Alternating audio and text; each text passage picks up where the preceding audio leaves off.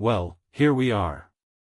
Margaret chuckled to herself as she pushed open the window to let in the morning sun. At 68, she felt wiser than ever, but lately, not quite as energetic. Maybe, she thought, it's time to take this food thing seriously. Like many people her age, Margaret wasn't looking to become a fitness guru or start growing kale in her backyard. She just wanted to feel good, lighter, sharper, and full of life again. And it all started with what was on her plate. After 60, our bodies begin to speak more clearly about what they need, and what they don't. Digestive systems slow down. Bones need more care. Muscles beg for a little extra protein. And the brain? It thrives on the right kind of fuel. But here's the good news, eating well doesn't have to mean breaking the bank or mastering gourmet cooking. Simple swaps. Tasty, affordable meals. Foods that heal. That's the secret. Margaret decided to make some small changes, and she started with breakfast. Out went the sugary cereal. In came warm oatmeal, sprinkled with cinnamon, chopped apples, and a handful of walnuts. It smelled like comfort, and tasted even better. She poured a cup of green tea and smiled. This, she whispered, I can do. And that's the beauty of it. Eating well after 60 isn't about dieting, it's about nourishing the body with kindness and care. One smart choice at a time. Margaret stood in front of her pantry, hands on her hips. Let's see what we've got, she muttered, scanning the shelves. There were beans, rice, oats, a couple of cans of tuna, and tucked in the back, a jar of peanut butter. Nothing fancy. But as it turned out, that was just fine. When it comes to eating well after 60, the secret isn't in exotic ingredients or pricey supplements. It's in everyday foods that pack a punch. Margaret smiled as she pulled out 5 items. These were her new kitchen champions, nutrient-rich, budget-friendly, and easy to find. 1. Oats, not just a breakfast hero. They help lower cholesterol, support heart health, and keep you full longer. Margaret even used them to make homemade granola. 2. Canned beans, black beans, chickpeas, lentils. These little guys are protein powerhouses and rich in fiber. She tossed them into soups, salads, and even mashed them for sandwich spreads. 3. Sardines or tuna, affordable, shelf-stable, and loaded with omega-3s to support brain and joint health. Margaret loved hers on whole grain toast with a squeeze of lemon. 4. Sweet potatoes, packed with vitamin A, fiber, and a natural sweetness that made them feel like a treat. She'd bake a few at a time and enjoy them throughout the week. 5. Peanut butter, natural, unsweetened, a spoonful gave her healthy fats and protein. It turned toast into a meal and apples into a satisfying snack. With just these 5 simple foods, Margaret began creating meals that made her feel nourished, and surprisingly proud. Who knew eating smart could be so simple? She chuckled as she stirred a hearty bean stew simmering on the stove. Because after 60, food isn't just about staying full, it's about fueling joy, energy, and longevity. Margaret sat at her kitchen table with a notebook and a steaming bowl of soup. On the page, she'd written 3 words in bold: protein, fiber, color. That was her new guide for every meal. After reading up and chatting with her doctor, Margaret learned that building a balanced plate didn't mean counting every calorie. It meant including the right mix of foods that would keep her strong, satisfied, and sharp. She broke it down like this. 1. Protein. Muscles don't stop needing protein just because birthdays keep adding up. In fact, after 60, it becomes even more important. Margaret added eggs to her breakfasts, lentils to her lunches, and grilled chicken or tofu to her dinners. Even Greek yogurt made a comeback in her fridge. 2. Fiber. Fiber is my friend, she smiled. It kept her digestion moving and helped her feel fuller longer. She chose whole grains like brown rice and quinoa, snacked on fruits like pears and berries, and added chia seeds to her morning oatmeal. 3. Colorful veggies, the more color, the better. Bright bell peppers, deep green spinach, orange carrots, each one brought its own set of vitamins and antioxidants. Margaret began aiming for 3 different colors on her plate at every meal. It looked beautiful, and tasted even better. One of her favorite lunches quickly became a go-to, a quinoa bowl with roasted sweet potato, black beans, spinach, and a dollop of Greek yogurt. "Looks like something they'd charge $12 for at that fancy cafe," she joked. But here's what really surprised her: when she started eating this way, her energy came back. Her afternoon naps got shorter, her walks got longer, and that old sluggish feeling started to fade. Because the truth is, the body still wants to thrive, even after 60. It just needs the right tools. Margaret had always believed that snacking was a bad habit. Just something to ruin your appetite, she used to say. But not anymore. One quiet afternoon, as she folded laundry and watched birds fluttering outside her window, she felt a familiar tug in her stomach. Not hunger exactly, but a craving. And this time, she didn't ignore it. She walked into her kitchen and reached for what had become one of her favorite little bowls, a small handful of roasted almonds, paired with a few dried cranberries. She took a bite, closed her eyes, and smiled. Salty. Sweet. Satisfying. And just enough. At 68, Margaret had come to understand something important: snacking wasn't the problem. The wrong kind of snacking was. Those empty chips, sugar-packed pastries, or late-night cookies left her feeling more tired than before. But the right snacks? They gave her energy, kept her blood sugar stable, and helped her stay on track. So, she made a new rule. "Snack with purpose," she whispered one day, jotting it down on a sticky note and placing it on her fridge. She also made a list, her top 3 smart snacks. They were easy to prepare, inexpensive, and full of nutrition. Best of all, they didn't feel like health food. They felt like treats. 1. Apple slices with peanut butter. This one was her go-to when she wanted something crunchy and creamy all at once. A crisp apple, sliced thin, with a tablespoon of natural peanut butter spread gently on top. Not only did it satisfy her sweet tooth, but it also gave her fiber, healthy fats, and a bit of protein. "Who needs candy?" she laughed one afternoon, licking a bit of peanut butter off her thumb. Sometimes she swapped the apple for a banana or even a few sticks of celery if she wanted something lighter. 2. Greek yogurt parfait. Margaret kept a few jars of plain Greek yogurt in the fridge at all times. It had become her blank canvas. In a small bowl, she'd add a scoop of yogurt, top it with a drizzle of honey, a few frozen berries, and a sprinkle of oats or granola. Sometimes she added a pinch of cinnamon for warmth. This snack felt like dessert, but it was packed with protein, calcium, and probiotics for gut health. And it didn't take more than a minute to make. 3. Hummus and veggies. This one felt fancy, even though it was simple.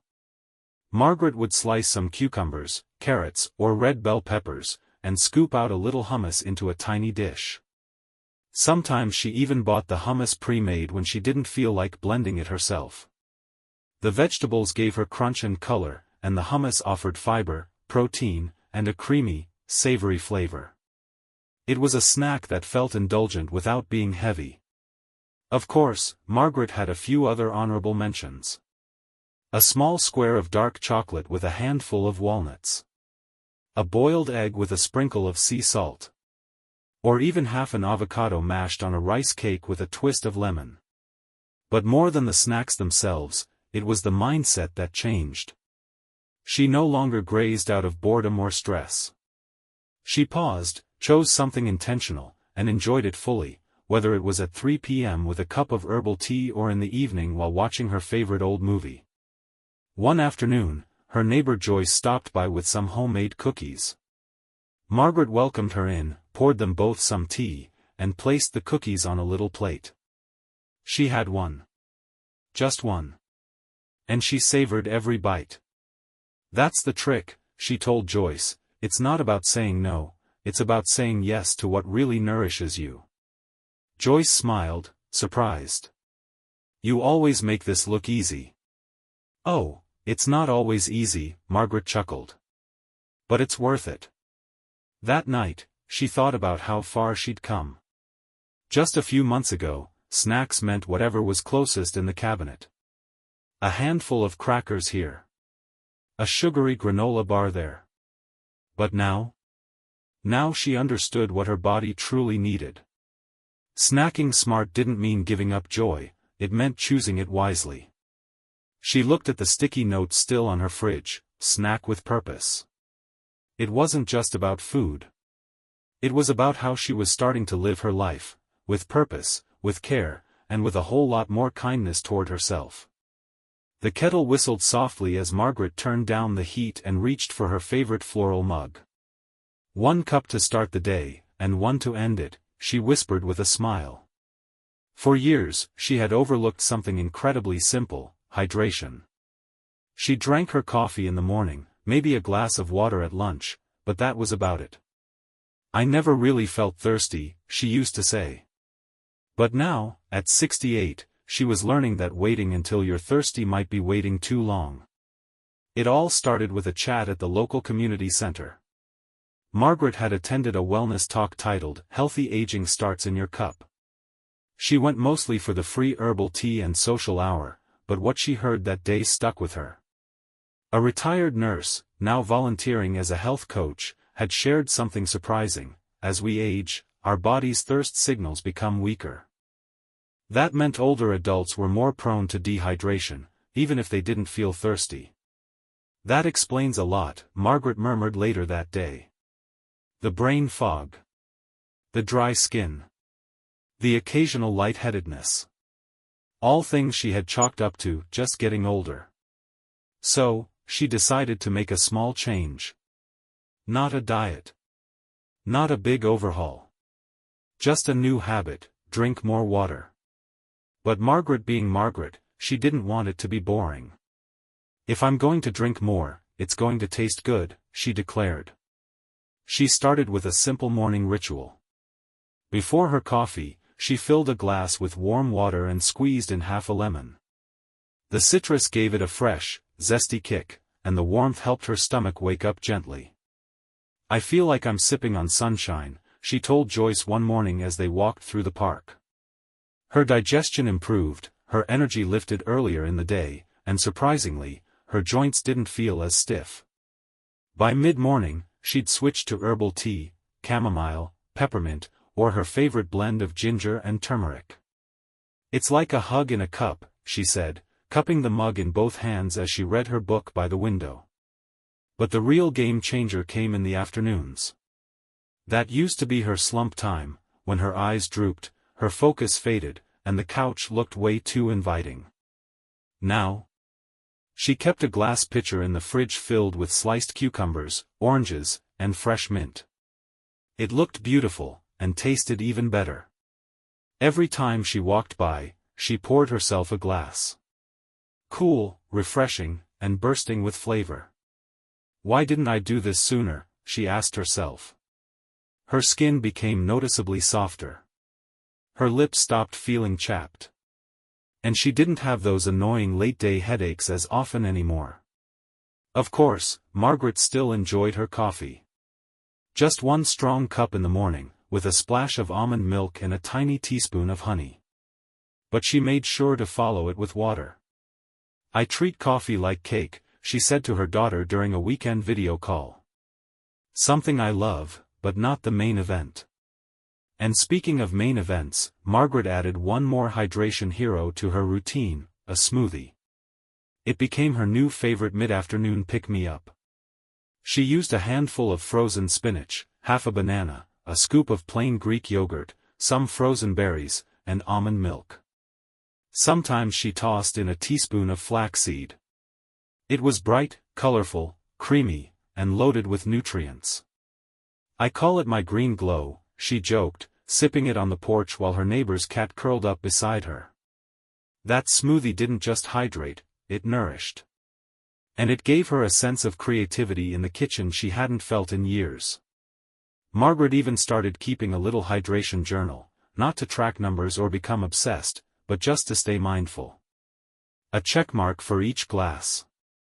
A heart drawn next to her tea. A tiny sun for her morning lemon water. It made hydration feel like self-care, not a chore. She learned that by staying hydrated, her appetite naturally found balance. She didn't crave as many salty snacks. Her digestion stayed regular. And she slept more soundly at night. One evening, as she flipped through an old photo album, Margaret paused on a picture of herself in her 40s. She looked so energetic, so vibrant. She touched the edge of the photo and smiled, not with longing, but with quiet confidence. "I'm getting that glow back," she whispered. And she was. Because sometimes, it's not the big things that change your life. It's the small, consistent choices. A glass of water before coffee. A mug of herbal tea instead of soda. A colorful smoothie instead of a sugary snack. Margaret had found her rhythm. One sip at a time. Margaret used to think cooking was a chore. Now, she saw it as a quiet kind of joy. She realized that after 60, meals didn't need to be fancy, they just needed to be simple, nourishing, and satisfying. And best of all, she discovered she could make delicious meals in under 15 minutes, using ingredients already in her pantry. Here were 3 of her go-to creations. 1. The Good Morning Scramble. She tossed spinach, diced tomatoes, and a handful of mushrooms into a pan. After a quick sauté, she cracked in 2 eggs and scrambled everything together. A sprinkle of feta cheese and a slice of whole grain toast made it complete. 2. The Power Bowl. Quinoa, black beans, avocado slices, a dollop of plain Greek yogurt, and a squeeze of lime. Margaret called this her lazy gourmet lunch. It was filling, colorful, and perfect on a busy day. 3. The Pantry Pasta. Whole wheat spaghetti, olive oil, garlic, canned sardines, and a sprinkle of parsley. 10 minutes. That's all it took, and it tasted like something from an Italian bistro. With meals like these, Margaret no longer dreaded dinner time. Cooking was fast, joyful, and something to look forward to. Food tastes better when it's shared, but that doesn't mean solo meals can't be meaningful. Margaret had friends, of course. Sometimes Joyce would come over, and they'd make tea sandwiches and laugh like teenagers. On Sundays, her daughter and grandkids would visit. But many meals were just Margaret, her plate, and a quiet kitchen. She started setting the table for herself, even when eating alone. A cloth napkin. A flower in a jar. Soft music in the background. These small acts turned ordinary meals into something special. She learned to enjoy her own company. To choose slowly. To savor flavors. To say grace not just with words, but with attention. Food, she realized, wasn't just about fuel. It was about presence. One of Margaret's biggest hurdles. Sugar. She loved sweets, especially in the evenings. But after reading about how sugar affects memory, mood, and energy, not to mention the risk of diabetes, she knew it was time to make a change. So, she didn't cut out sugar. She crowded it out with better options. She swapped cookies for dark chocolate. She made homemade baked apples with cinnamon and a touch of honey. She blended frozen bananas into nice cream with cocoa powder and peanut butter. And when she really wanted a treat, she enjoyed it, guilt-free, but slowly, mindfully, and in moderation. Over time, her cravings faded. Her taste buds adjusted. Fruit began to taste sweeter than ever. And best of all, she no longer felt controlled by sugar. She was in charge. Margaret used to weigh herself every morning. Up a pound? She'd feel frustrated. Down a pound? She'd celebrate, but worry it wouldn't last. Then, one day, she put the scale away. She began to measure her health differently. Did her pants fit comfortably? Did she have energy in the afternoon? Was she sleeping well? Were her joints less stiff? As she focused on how she felt, not how much she weighed, something beautiful happened. Her body began to respond with gratitude. Her digestion improved. Her skin glowed. And most importantly, her confidence returned. She realized health wasn't a number. It was a feeling. A steady rhythm of care. Margaret sat on her porch, the sun warm on her shoulders, a glass of lemon water in her hand. Her garden was blooming, her body felt light, and her spirit was full. She thought back to the beginning, how tired she'd felt. How confused by conflicting advice.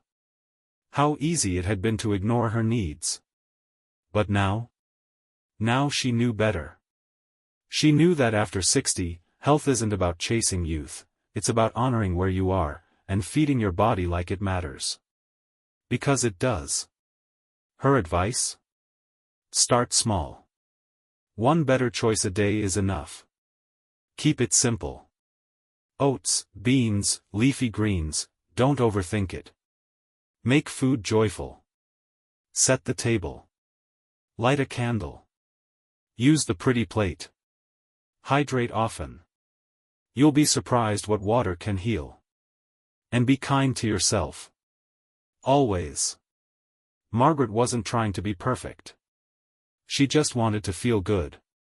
And she did. Because in the end, eating well after 60 isn't a rulebook, it's a love letter to your body. A quiet promise that says, I'm still here. I still matter. And I'm not done yet.